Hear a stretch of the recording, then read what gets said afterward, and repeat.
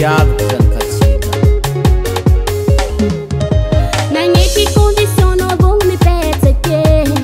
jery-jaloko maempake sakinao nanjingy zaza tokony zany katsika roe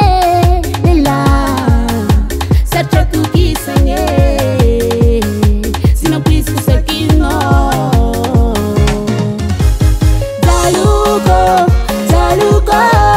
jaluko manjengy zanao bade jaluko manjengy zanao bade anao tsy megnatry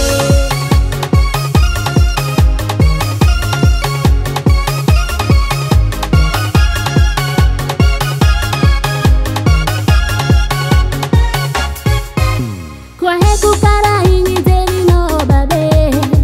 zany zingenao tsy nagnano tare fa efa tare zazo fatara koa sarika aminao za ijaly za melogny tsaiky satria rô tsy taroe rô efa miteraka raiky afaragna tsy taroe babe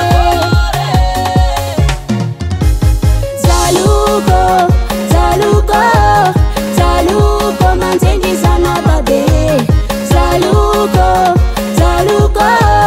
jaluko manjengy zanao bade anao tsy megnatry jaluko manjengy zanao bade jaluko manjengy zanao bade anao tsy megnatry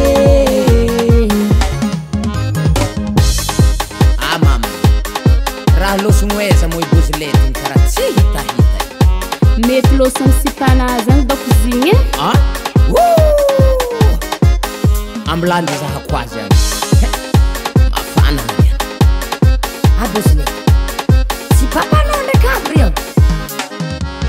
jaloko nitaiza zanabady nitaiza zanabady jaloko nitaiza zanabady nitaiza zanabady sady falaniny reniny io anina koa ny zanane vandradro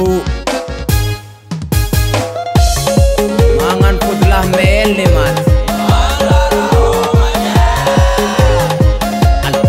ninave misy dria malaty hala saky lela tsy nanjaty eo nefa amizany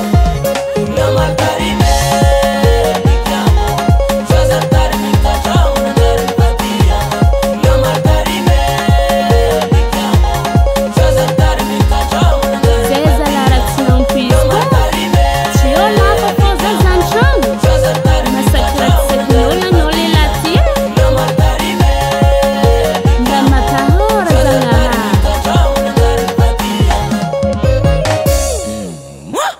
dépensiana ndraiky tsy menimeny raha raiky foagnagny FL Studio.